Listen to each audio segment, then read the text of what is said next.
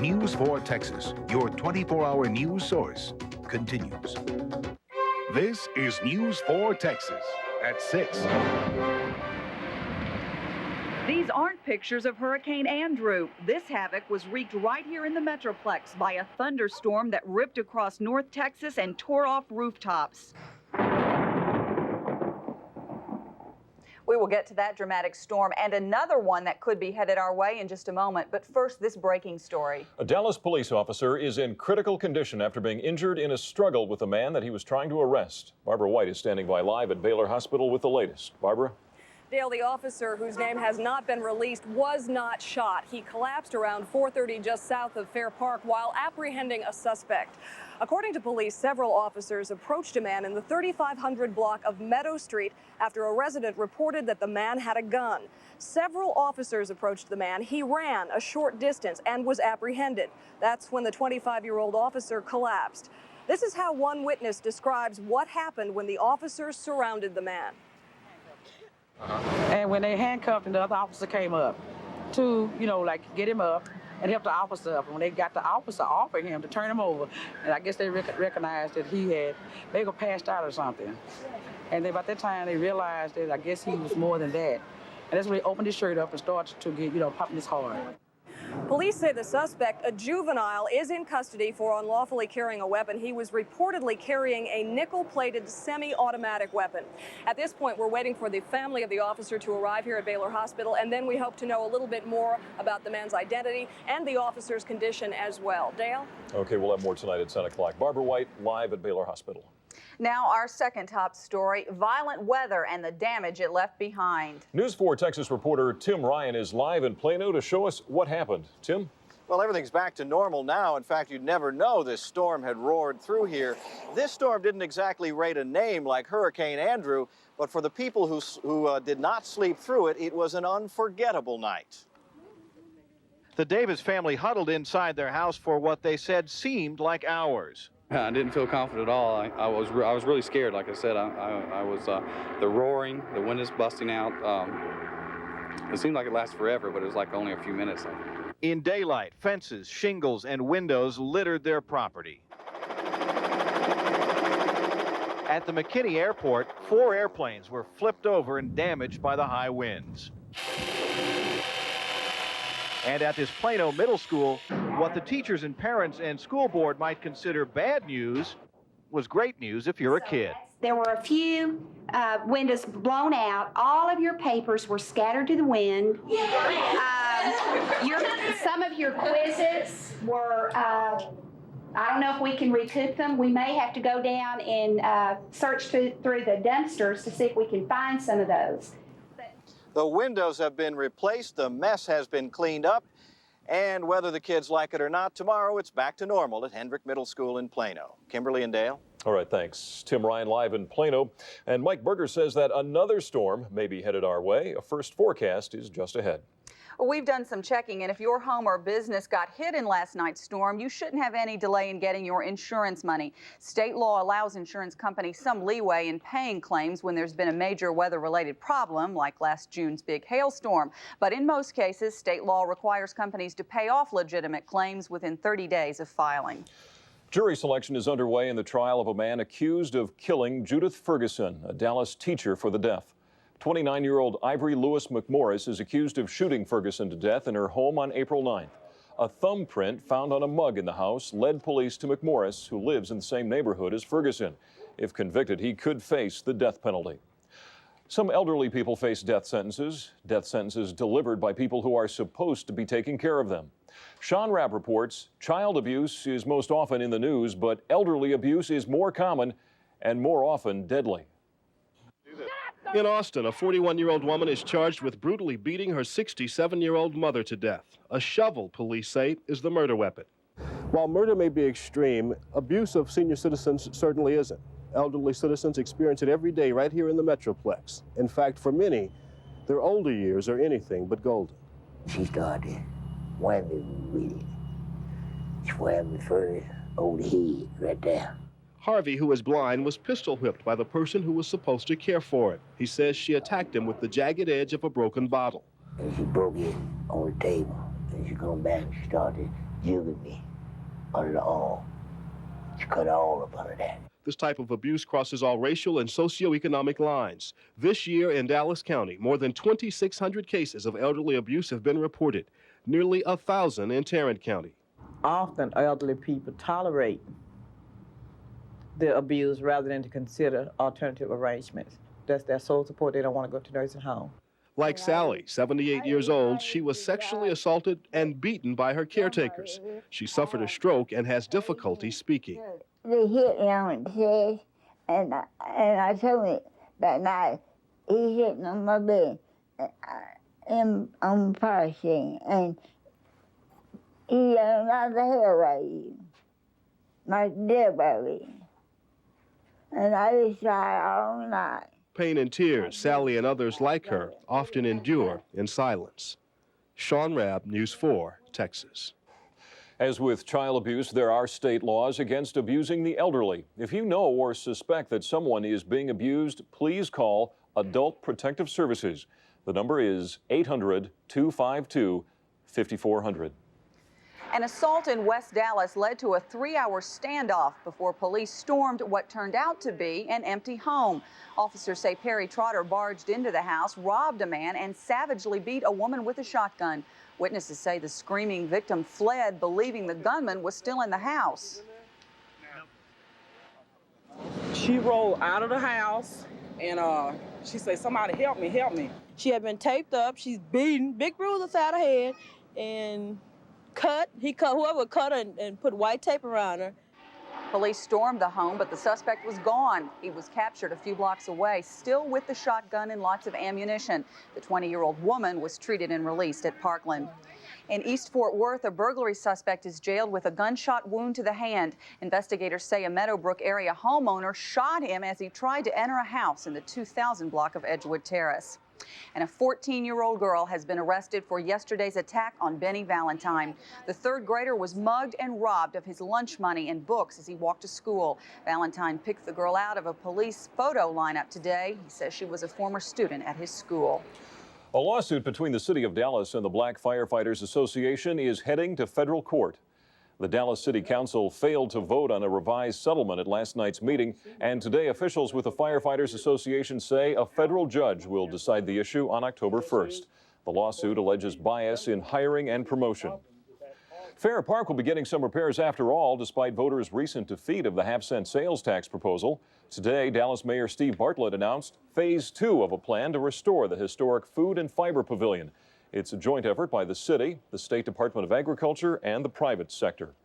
Another joint effort is underway in Dallas, this one to help the homeless. Today, members of the newly formed African American Homeless Coalition toured the site of a proposed housing facility. The coalition hopes to turn these rundown apartments into transitional housing for up to 12 families. It's hoped that federal and city money will become available by the end of the year to begin work on the project. Well, Mike Berger's already at work on a cloudy first forecast. Mike. Hi, Kimberly. We do have a severe thunderstorm watch in effect, which does include the Metroplex until 11 o'clock tonight. So we're going to look for that thunderstorm watch. Some clouds remaining, especially at the south of us, and an overnight low of about 74 degrees. We'll be back with the forecast in just a few minutes. All right, thanks, Mike. Still ahead, the weather makes no difference to one lucky Texan. We'll take our hats off to the latest millionaire. And you better get swinging if you want to see Jose Canseco's first home game in Texas. You're watching News 4 Texas at 6 with John Criswell, Kimberly Kennedy, Mike Berger's weather, and Ted Dawson on sports.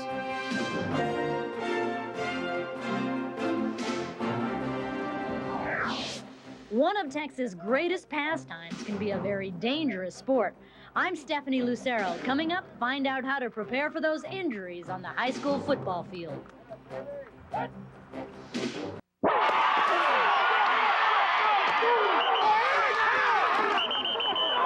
High school football, a top Texas pastime, but gridiron glory can tarnish quickly in the face of pain and injuries.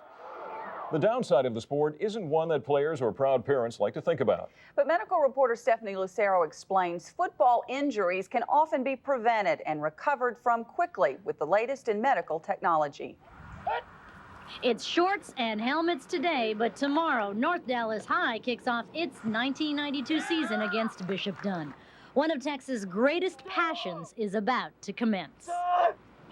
Move your feet, move your feet, move your feet. Hold the block, hold the block, hold the block. The National Athletic Trainers Association estimates 1 out of every 3 high school football players is sidelined by injuries every year. The Tom Landry Sports Medicine and Research Center in Dallas is the area's state-of-the-art facility for amateurs and the pros. Experts here say many football injuries occur because athletes fail to prepare for the heat or flex before taking the field. A lot of the injuries that we see, like the pulled hamstrings and the pulled groin muscle or whatever it might be, are really as a result not so much of the contact that they might have incurred, but because they didn't properly stretch. And a compensation injury occurs when an athlete uses a portion of his body in order to protect an area that's in pain. But the big mistake is when they ignore it and try to be macho and go ahead and play through it, son, and walk that sprained ankle off when there might be a fracture. During football season, the Landry Center offers a free clinic for high school athletes every Saturday. That way, after a Thursday or Friday night game, they can come here and properly learn how to take care of their injuries. In Dallas, Stephanie Lucero, News 4, Texas. Experts say that proper treatment and rehabilitation can help an athlete get back onto the playing field as quickly as possible. Good news. Well, fans better act quickly if they want to see Jose Canseco's first home game as a Texas Ranger. Monday night's game against the Boston Red Sox is nearly sold out. The game is an exceptionally big draw because in addition to Canseco, Nolan Ryan will be pitching against Roger Clemens. My dad's coming to see Ryan and Clemens. I'm coming to see Canseco. We got the seats right down there by right field, too, so we can go ahead and lean on him a little bit, let him know that he's in Texas now. You can get tickets over the phone or at Arlington Stadium, but you better hurry. And in case you don't get the tickets you want, stay tuned to Channel 4 on Monday. We'll cover the fireworks in Arlington and the Cowboys season opener on Monday Night Football against the defending Super Bowl champs.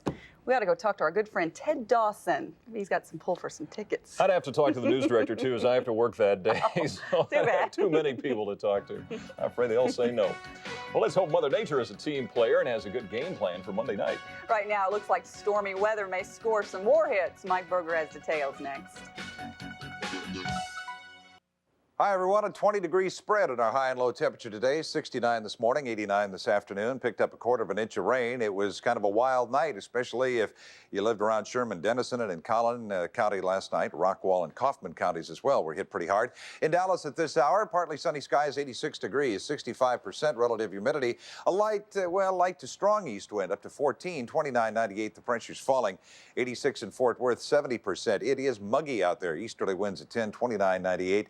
And again, the pressure is falling. As we take a look at our radar loop from this afternoon, not a lot was happening. A lot in southeastern Texas and south and east of Lufkin, but look what started to develop right here around the Waco area, Hillsborough County, as well as into Bosque County. Let's take a look at a close-up on the radar from Stephenville, and you can see a pretty heavy cell here. Now, Itasca is right over here, and Morgan is right here inside of Bosque County. So right between those two towns, there's some pretty heavy cells developing. There's also some cell activity around San Angelo, so it could turn into kind of an interesting night for some of us. I think most of that activity will be to the south of the Metroplex. However, we are under a severe thunderstorm watch, and that is in effect until 11 o'clock tonight.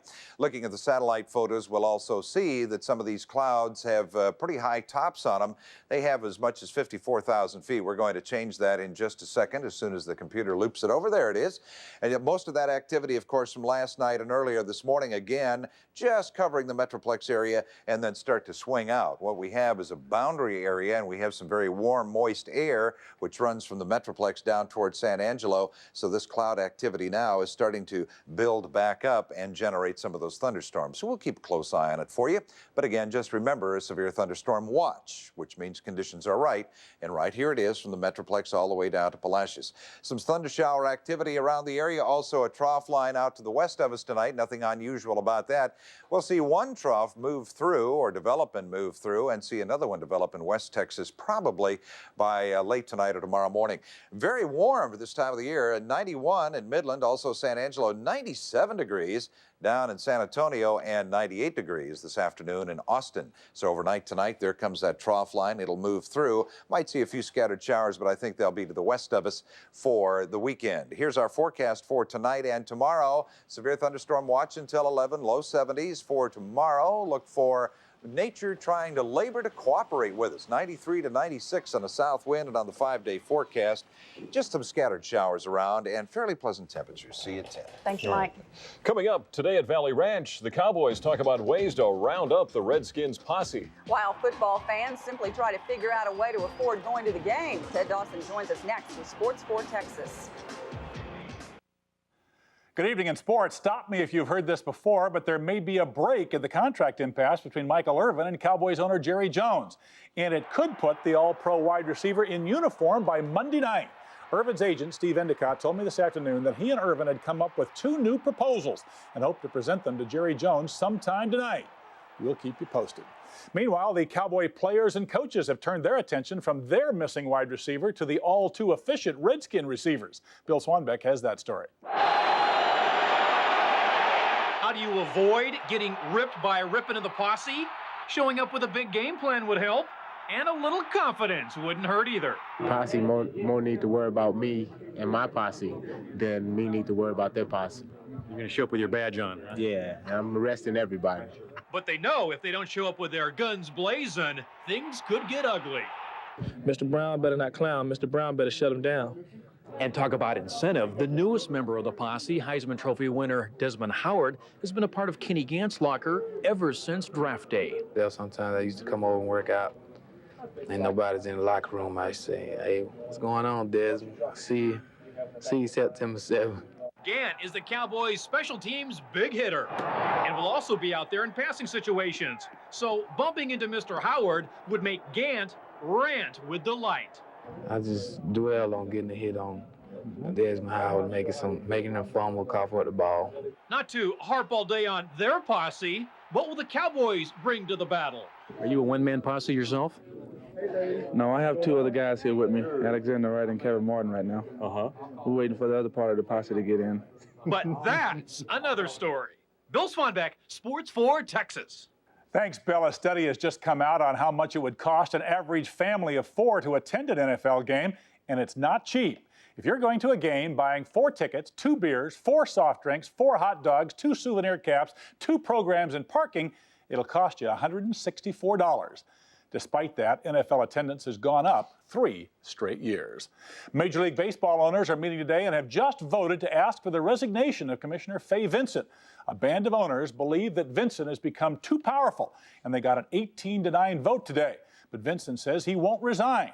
The owners need 20 votes to oust him. But after today's vote, they released a statement saying that they'll start a search for a new commissioner immediately. Martina Navratilova just minutes ago lost to Magdalena Maliva at the U.S. Open, her earliest exit since 1976. Earlier today, top-seeded Jim Courier in against Russian Andrei Chesnikov, and despite sprinkling rain that fell throughout the match, Courier, after losing the first set 6-4, blazed by Chesnikov in 4 sets, winning the last 3, 6-3, 6-3, and 6-1. See you tonight at 10 o'clock. Thank you, Ted. Thanks, Ted. There's a new winner in the most popular game in the state. We'll show you who opened the door to big bucks next. 7. Some neighbors are angry that a call for help to local police took more than 20 minutes to answer. We'll hear what police have to say at 10 o'clock. And it's a new show aimed at men or women who want to know about men. Meet one of the stars of Middle Ages right here on Channel 4 at 10 o'clock, right after the show's 2-hour premiere. We'll see you on Night Beat. All right, thanks, Clarice. The Texas Lottery premiered 12 weeks ago, and the big winners are still beating the odds. Today, Jesus Amalgar of Houston became the latest $1 million lottery winner. He says he thought it was a joke when lottery officials told him he was a finalist.